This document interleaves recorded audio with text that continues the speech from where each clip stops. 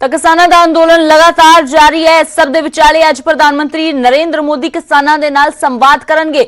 ਮੱਧ ਪ੍ਰਦੇਸ਼ ਦੇ ਕਿਸਾਨਾਂ ਦੇ ਨਾਲ ਸਿੱਧਾ ਸੰਵਾਦ ਕਰਨਗੇ ਪੀਐਮ ਮੋਦੀ। ਵੀਡੀਓ ਕਾਨਫਰੰਸਿੰਗ ਦੇ ਜ਼ਰੀਏ ਇਹ संवाद होगा तो इस दौरान संबोधन भी करेंगे। नवे खेती कानूनों के फायदे गिणवाउणगे प्रधान मंत्री मोदी। इस तो पहला गुजरात के कच्छ दे विच प्रधानमंत्री ने किसानों के नाल मुलाकात की सी। उत्थे भी खेती कानूनों नूं लाहेवंद दस्सिया सी ते अज खेती कानूनों के खिलाफ अंदोलन के विचाले मध्य प्रदेश के किसानों के नाल गलबात करन जा रहे हैं। वीडियो कानफ्रेंसिंग के जरिए संवाद करेंगे प्रधानमंत्री नरेंद्र मोदी ते नवे खेती कानूनों के फायदे गिणवाउणगे क्योंकि लगातार बीजेपी इन्हां खेती कानूनों नूं किसान हितैषी दसदी आ रही है।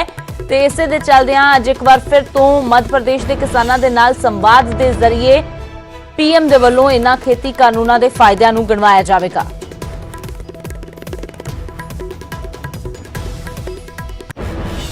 ते उधर किसानों के अंदोलन के विचाले एक बार फिर तो किसानों के नाम खेती मंत्री ने खुली चिट्ठी लिखी है। जी हां 8 पन्नियां दी चिट्ठी लिखी गई है। ते इस चिट्ठी दे विच नरेंद्र तोमर ने किसानों को अपील की है कि गुमराह करने वालियां तो सावधान रहन किसान। फिर तो दोहराया खेतीबाड़ी मंत्री ने कि किसानों के हित दे विच ने सारे कानून ते सारे शंके दूर करांगे। ना मंडियां बंद होणगियां ना एमएसपी खत्म होवेगी। 8 पन्नियां दी इस चिट्ठी दे विच नवे कानूनां दीयां खूबियां गणवाईयां गईयां ने। अपनी चिट्ठी दे विच खेतीबाड़ी मंत्री ने दोहराया कि सरकार एमएसपी ते लिखत गारंटी देने लई भी तैयार है। नाल ही उन्होंने कहा कि खेती कानून जो ने उस नूं लैके जो भ्रम फैलाया जा रहा है, गुमराह किया जा रहा है, उस नूं लैके किसान सावधान रहन। तोमर ने कहा कि मैं लगातार अपने किसानों के संपर्क च हाँ। बीते दिन मेरी कई सूबे के किसान संगठनों के नाल गलबात हुई है। कई किसान संगठनों ने इन्हां खेती कानूनों का स्वागत किया है तो सारे बहुत खुश ने। किसानों को एक नवी उम्मीद जगी है। उन्होंने लिखा कि पर इन्हां खेती कानूनों का एक दूजा पक्ष भी है कि कुछ किसान संगठन इस नूं लैके भ्रम दे विच ने, उन्हां दे विच भ्रम फैलाया जा रहा है। तोमर ने लिखा देश का खेती मंत्री होने के नाते मेरा फर्ज है कि हर किसान के भरम भुलेखे दूर किए जाण ते हर किसान की चिंता दूर करना मेरा फर्ज है। सरकार ते किसानां दे विचाले दिल्ली ते आस-पास के खेतर दे विच जो झूठ की दीवार बनाउण दी साजिश रची जा रही है उसकी सच्चाई ते सही स्थिति तुहाडे सामने रखा। तो खेती मंत्री दे वल्लों एक चिट्ठी लिखी गई, लंबी चौड़ी 8 पन्नियां दी चिट्ठी जिस ते विच एक बार फिर तो अपील की गई कि किसान इस चिट्ठी नूं पढ़न क्योंकि ये किसानां दे हक दे विच कानून ने। उधर प्रधानमंत्री नरेंद्र मोदी ने भी ट्वीट किया है। इस चिट्ठी के बारे ट्वीट करदे उन्होंने लिखा कि खेतीबाड़ी मंत्री नरेंद्र तोमर जी ने किसान भैन भरावां नूं पत्र लिख के अपनियां भावनावां प्रगट कीतियां ने। एक नरमी वाला संवाद करने की कोशिश की है। सारे अन्नदातियां नूं मेरी अपील है कि इस नूं जरूर पढ़न। देशवासियों नूं भी अपील है कि इस नूं ज्यादा तो ज्यादा लोकां तक पहुंचाओ।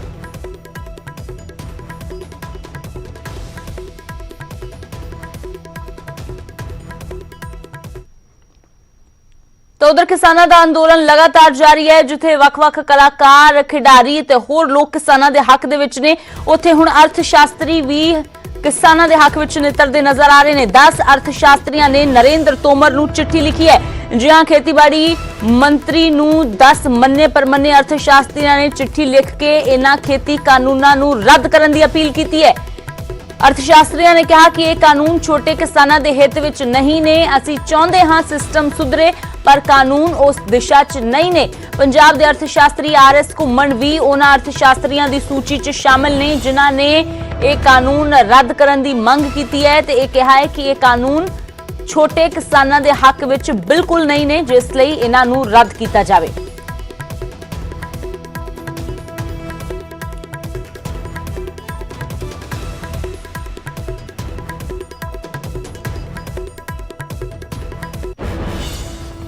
तो उधर किसान अंदोलन ते सियासत पकी हुई है। इस सब दे विचाले दिल्ली विधानसभा का एक दिन का विशेष इजलास बुलाया गया ते इस दे विच तीनों खेती कानून रद्द किए गए ने। दिल्ली के मुख्यमंत्री अरविंद केजरीवाल ने सदन दे विच तिन्ना कानूनां दीयां कॉपियां पाड़ दित्तियां ਕੇਜਰੀਵਾਲ ਨੇ ਕਿਹਾ ਕਿ ਭੁਲੇਖੇ 'ਚ ਕਿਸਾਨ ਨਹੀਂ ਨੇ ਬਲਕਿ ਖੁਦ ਬੀਜੇਪੀ ਵਾਲੇ ਨੇ ਤੇ ਬੀਜੇਪੀ ਵਾਲਿਆਂ ਨੂੰ ਵੀ ਕਾਨੂੰਨਾਂ ਦੇ ਫਾਇਦੇ ਪਤਾ ਨਹੀਂ ਨੇ। ਇਹ ਬਿੱਲ ਕਿਸਾਨਾਂ ਦੇ ਨਹੀਂ ਪੂੰਜੀਪਤੀਆਂ ਦੇ ਫਾਇਦੇ ਲਈ ਲਿਆਂਦੇ ਗਏ ਨੇ। ਅਰਵਿੰਦ ਕੇਜਰੀਵਾਲ ਨੇ ਕਿਹਾ ਕਿ ਕਿਸਾਨ ਭੁਲੇਖੇ 'ਚ ਨਹੀਂ ਨੇ, ਸਰਕਾਰ ਭੁਲੇਖੇ ਦੇ ਵਿੱਚ ਹੈ। ਦਿੱਲੀ ਸਰਕਾਰ ਨੇ ਕਾਨੂੰਨ ਰੱਦ ਕਰ ਦਿੱਤੇ, ਤਿੰਨਾਂ ਕਾਨੂੰਨ ਦੀਆਂ ਕਾਪੀਆਂ ਸਦਨ ਦੇ ਵਿੱਚ ਪਾੜ ਦਿੱਤੀਆਂ ਗਈਆਂ।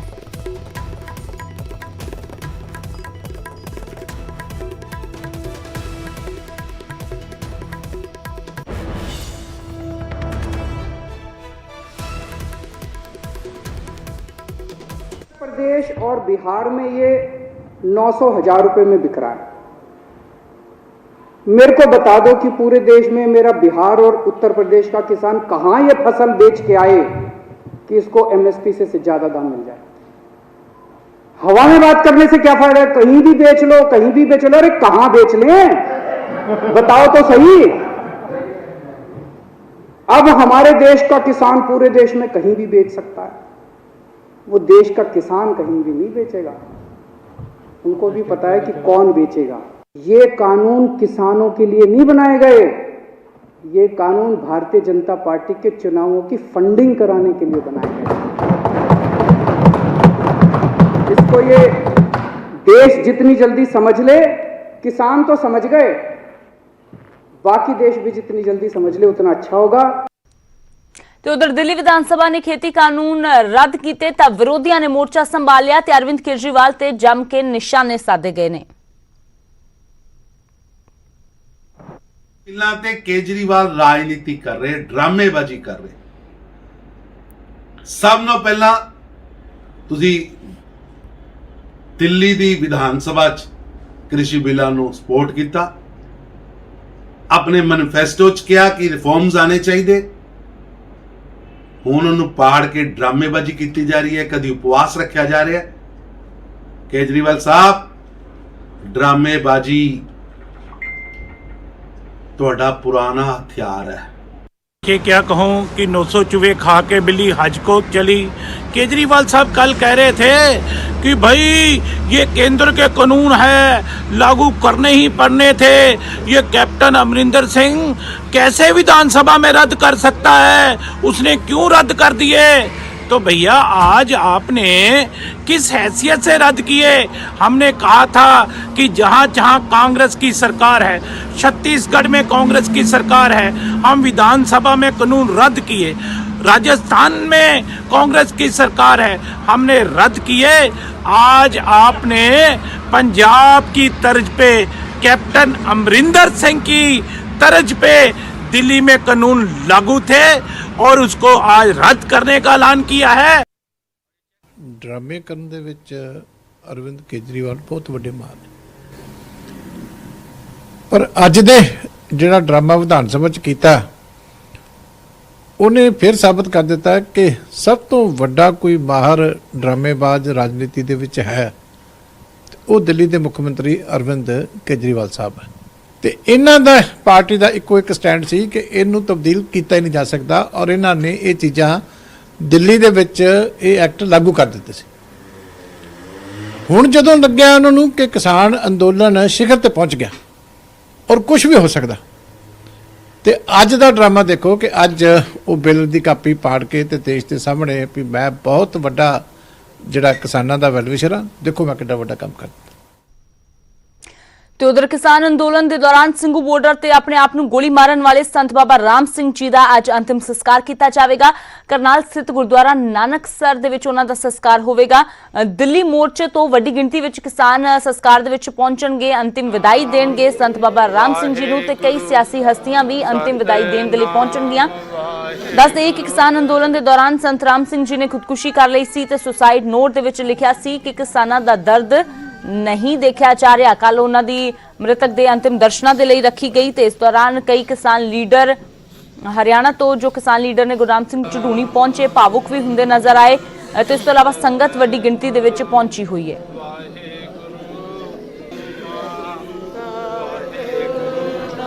सतनाम वाहेगुरु सतनाम। हिमांशु नारंग मेरे सहयोगी ज्यादा जानकारी लिए जुड़े ने। तो हिमांशु, फिलहाल कितने बजे आज जो संस्कार किया जाएगा संत राम सिंह जी का, क्योंकि कल अंतिम दर्शनों के लिए तो बड़ी संख्या में संगत पहुंची थी, कई सियासी हस्तियां भी हमें देखने को मिली थी। जी बिल्कुल, अगर बात की जाए संगत की और तमाम सियासी जो पार्टियों के नेता हैं वो वहां पर पहुंचे हुए थे, और आज जो समय बताया गया है वो तकरीबन 11:30-12 बजे बताया गया है अंतिम संस्कार का, और आज भी काफी संख्या में संगत वहां पर पहुंचेगी। जो उनके समर्थक हैं वो वहां पर पहुंचेंगे, और साथ ही साथ पंजाब से कई कैबिनेट मंत्री वहां पर आ सकते हैं, अलग अलग पार्टियों के कई नेता वहां पहुंच सकते हैं, और हरियाणा कांग्रेस से भी कई नेता और अलग अलग पार्टियों के नेता वहां पर पहुंच सकते हैं। कई जो संगत है वो रह गई थी, जो दूसरे राज्यों में रहती है, वो भी आने का प्रयास करेगी, और एक वहां स्मारक बनाया गया है जहां पर अंतिम संस्कार किया जाएगा, क्योंकि संगत वहां पर काफी ज्यादा संख्या में पहुंचने की उम्मीद है।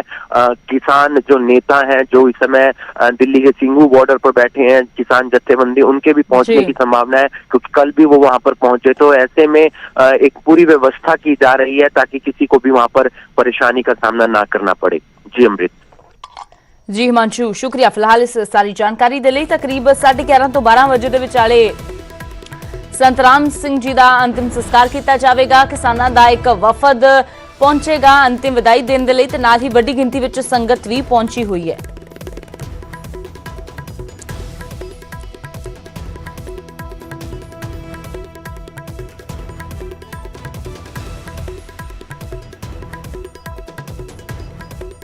तो हुण गल करदे हां ठंड दे कहर दी। पूरे उत्तर भारत विच जबरदस्त ठंड दा कहर देखण नूं मिल रहा है। कड़ाके दी ठंड ते नाल ही सीत लहर दा प्रकोप पंजाब च जारी है। बर्फीली हवा ने पंजाब दे लोक ठार के रख दिते ने, ते राहत दी फिलहाल कोई उम्मीद नजर नहीं आ रही, क्योंकि मौसम विभाग के मुताबिक अगले 2-3 दिनों तक मौसम इसे तरह का रहने वाला है। तो हर पासे कोहरे दी धुंध दी सफेद चादर जो नजर आ रही है, सड़कों ते विजिबिलिटी ना दे बराबर है।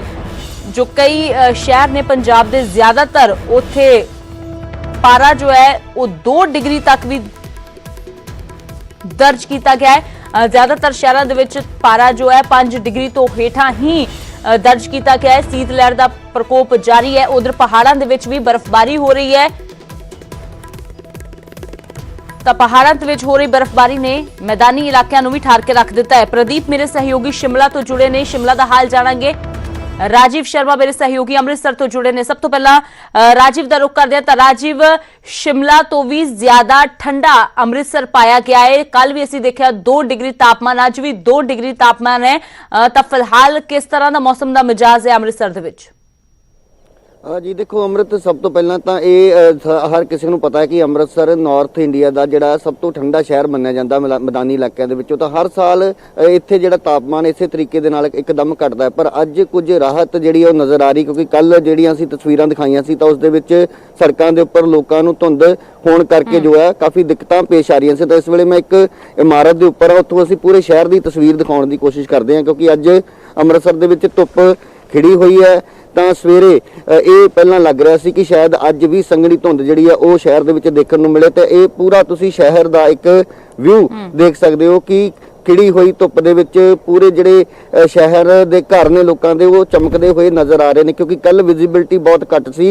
तो हुण असीं दूर दूर तक जित्थों तक भी साडे कैमरे की नज़र जा रही है तुसीं देख सकते हो कि बिल्कुल क्लैरिटी है।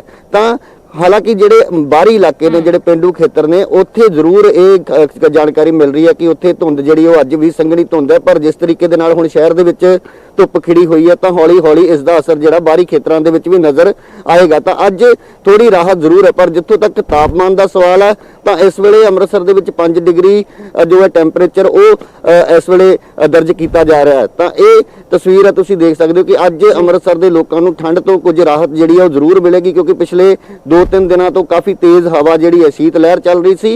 इस दे नाल सूरज देवता के जिहड़े दर्शन लोगों को नहीं हो रहे थे, तो लोग हीटर या भट्ठियां बाल के जो है ठंड तो निजात पाने की कोशिश कर रहे सन। तो ये एक असीं सवेरे सवेरे कह सकते हैं कि चंगी तस्वीर है। जिहड़े लोग हाले ज़्यादातर लोग तो सवेरे उठ के सैर करन नूं जांदे ने, पर जिहड़े लोग हाले उठणगे, जिहड़े देर दे नाल उठदे ने या देरी दे नाल जिहड़े कंमां कारां तो रात नूं आउंदे ने, तो वो जदों घरों तो बाहर निकलणगे तो एक राहत उन्हां नूं अज जरूर मिलेगी। ये जिहड़ियां खाली छत्तां इस वेले घरां दीयां नज़र आ रही ने, तो इन्हां छत्तां दे उपर लोग जिहड़े ने वो अज धुप्प सेकदे होए दिखाई दे सकदे ने। जी अमृत। ਜੀ ਰਾਜੀਵ, ਤਾਂ ਜ਼ਰੂਰ ਅੱਜ ਅੰਮ੍ਰਿਤਸਰ ਵਾਸੀਆਂ ਨੂੰ ਤਾਂ ਰਾਹਤ ਮਿਲੀ ਹੈ। ਫਿਲਹਾਲ शिमले ਦੇ ਵਿੱਚ मौसम ਦਾ किस तरह का मिजाज है जान लेने। प्रदीप मेरे सहयोगी जुड़े ने। तो प्रदीप, कैसा मौसम का मिजाज है, कहां पर है मैं आप, क्योंकि जैसे ऊपरी इलाकों पर हमने देखा कि भारी बर्फबारी हो रही है, और पर्यटकों के बारे में भी जानना चाहेंगे क्योंकि क्रिसमस भी आने वाला है और पर्यटक भी रुख करते हैं शिमला का ज्यादा व्हाइट क्रिसमस देखने के लिए। बिल्कुल अमृत, आपने सही कहा। और हालांकि इस वक्त जो मौसम का हाल, अगर हम राजधानी शिमला की बात करें तो अभी धूप खिली हुई है और पिछले कुछ दिनों से लगातार यहां पर धूप खिलती आ रही है, लेकिन तापमान लगातार गिर रहा है।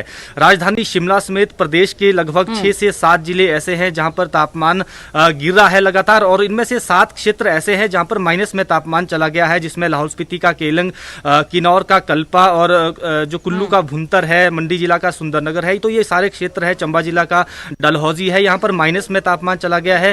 हालांकि राजधानी शिमला में क्योंकि धूप खिली रहती है तो ऐसे में सुबह और शाम के समय ठंड रहती है, लेकिन दिन के समय मौसम ठीक रहता है और अच्छी गर्मी जो है वो रहती है।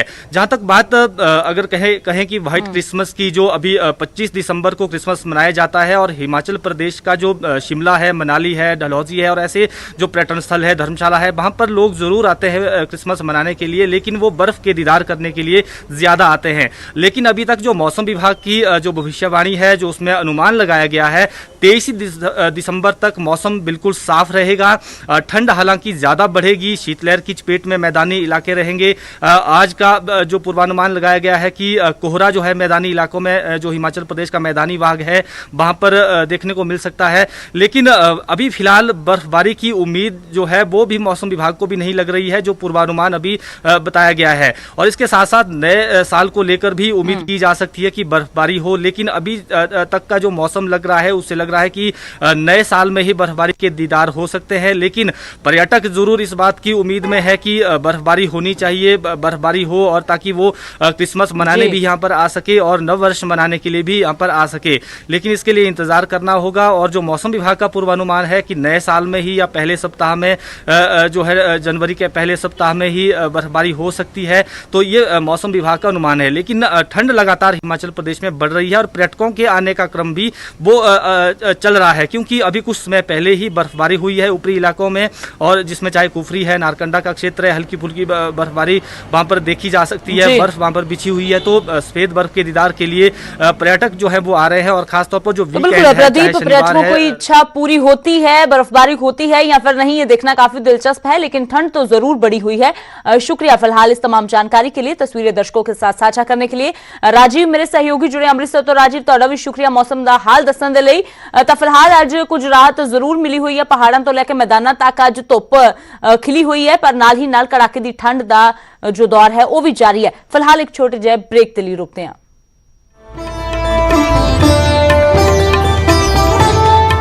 ब्रेक तो बाद एक बार फिर थोड़ा स्वागत है। गल करते हैं राहुल गांधी दी, जिन्हां दे बचाव दे विच उतरे ने सीएम कैप्टन अमरिंदर सिंह। संसदी रखा कमेटी के बाइकाट नूं लैके कैप्टन ने राहुल का बचाव किया है, कहा राहुल ने जो किया वो सही किया। अमरिंदर सिंह दरअसल मीटिंग दे विच कोई मुद्दे ते चर्चा नहीं हो रही सी, इस गल नूं कहंदे नजर आए। कहा दुश्मनां दे नाल नजिठण दी थां मीटिंग च बूट पॉलिश की चर्चा हो रही सी। दस दईए कि राहुल गांधी संसदी रखा कमेटी की मीटिंग अध विचाले ही छड्ड के बाहर आ गए। उन्हां दे नाल कांग्रेस के 2 सांसद भी बाहर आए, जिस तो बाद बीजेपी वालों उन्हां नूं निशाने ते लिया जा रहा सी। इसते मुख्यमंत्री कैप्टन राहुल दे बचाव च नितरे ते कहा मीटिंग च फजूल मुद्दों ते चर्चा हो रही सी, इसलिए राहुल ने मीटिंग का बाइकाट किया, जो कि बिल्कुल सही है। कैप्टन अमरिंदर सिंह दे वल्लों राहुल गांधी दे बचाव दे विच नितरदियां सही कहा। और मैं आपको कहता हूं कि आज के दिन जो ये बात सुनेंगे, राहुल जी की स्पीच भी सुनेंगे, उनके बारे में भी सुनेंगे, और मैं जो बात कर रहा हूं सुनेंगे। सब फौजी जो रहे हैं, एयरमैन रहे हैं या हमारे नेवल ऑफिसर्स रहे हैं, जवान रहे हैं, सबको जो मैं बात कर रहा हूं उसको अच्छी लगेगी और उनको पसंद आएगी कि ये बात सही कर रहे हैं।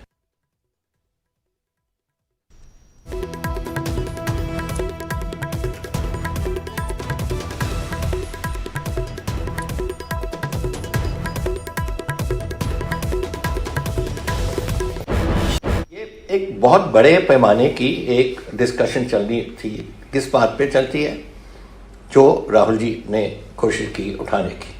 क्या था वो कि जो चाइना का भी पॉलिसी है, उनकी क्या पॉलिसी है, पाकिस्तान की क्या पॉलिसी है, जो हमारे जवान आज लद्दाख की ठंडी पहाड़ियों में बैठे हैं, उनका खाना क्या है, उनके कपड़े कैसे हैं, उनका रहने सहने की जो बातें हैं, हथियार जो हैं, हथियार हमारे और एमिनेशन वगैरह जो डिफेंस को जो पॉलिसी बनाती है पार्लियामेंट, उसके बारे में बात की। यहाँ बात कर रहे थे कि बटन क्या होंगे, बैजेस ऑफ रैंक क्या होंगे, वर्दियाँ क्या होंगी, ये क्या माहौल बना रखा है इसका। वो क्या डिफेंस एमपीज का काम है, ये आर्मी हेडक्वार्टर का काम है, एयर हेडक्वार्टर का काम है, नेवल हेडक्वार्टर का काम है। वो अपनी बातें देखें। और एक एमपी और है, पता नहीं उसको कभी एनसीसी में रहा होगा या नहीं हो रहा होगा, ये भी नहीं मुझे मालूम। और वो कहता है कि तीनों सर्विसेज की वर्दी एक ही बना दो। कभी ऐसे लोग जो आते हैं इस कमेटी में थोड़ा सा तो पढ़ के आए, उनको होना चाहिए कि क्या हमारी इथॉस है फौज की, एयरफोर्स की, नेवी की, क्या हमारा इतिहास है, क्या हम हमारी फौज कहाँ लड़े हैं। थोड़ा हिस्ट्री तो समझो, कि मुल्क का सोचो, हमारी फौजों का सोचो, हमारी डिफेंस सर्विसेज का सोचो। वो बेचारे वहाँ लड़ रहे हैं, वहाँ बैठे हैं। कोई दिन निकलता है जब कोई हमारा जवान शहीद नहीं होता कश्मीर की पहाड़ी में, उनके बारे में सोचो। उनका नहीं सोचना आपने, आप सोचते हैं कि वर्दी बंद करो। क्या किस्म की आप, मुझे समझ नहीं आती कि आप ये लोग हैं जो पॉलिटिशियन इसमें बैठे हैं, जिनको कोई हिस्ट्री का थोड़ा सा भी नहीं पता और डिफेंस सर्विस का कुछ नहीं पता। राहुल जी ने बिल्कुल सही कहा। और मैं क्या कर रहे हो आप, वर्दी पॉलिश करनी हुई है, उसमें कौन से किस्म का ब्रासो लगाना, यह है कोई पार्लियामेंट का काम।